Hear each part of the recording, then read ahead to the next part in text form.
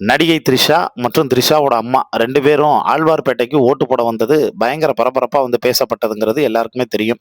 அவங்க 2 பேருடைய ஓட்டு நிச்சயமா விஜய்க்கு தாங்கிறது ஊர் உலகம் எல்லாத்துக்குமே தெரியும்.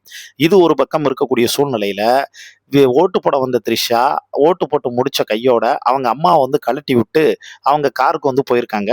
கார்ல போய் உட்கார்ந்தப்ப, செய்தியாளர்கள் சில கேள்விகள்லாம் கேட்டிருக்காங்க. அதுல நம்ம ஆட்கள்லாம் சிலர் சும்மா இல்லாம என்ன பண்ணியிருக்காங்க, வருங்கால துணை முதல்வர் எங்க சின்ன அண்ணியார் அப்படின்லாம் பார்த்தோன்னா கோஷம் போட ஆரம்பிச்சிருக்காங்க. அதுக்கு அவங்க பெருசா எதுவும் ரியாக்ட் பண்ணல. கோவமும் படல.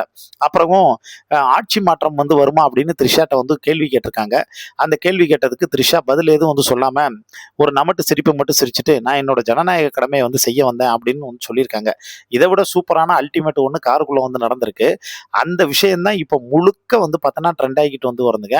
அந்த காருக்குள்ள நடந்த அந்த விஷயத்துல த்ரிஷாவுக்கும் விஜய்க்கும் பார்த்தோன்னா செம்மையான கெமிஸ்ட்ரி ஒர்க் அவுட் ஆயிருக்கு. அது என்ன அப்படிங்கிறத பத்தி நீங்க டீட்டெயிலா தெரிஞ்சுக்கணும்னா, கீழ இருக்கக்கூடிய ஃபுல் வீடியோ லிங்கை கிளிக் பண்ணி டீட்டெயிலா கேட்டு தெரிஞ்சுக்கங்க.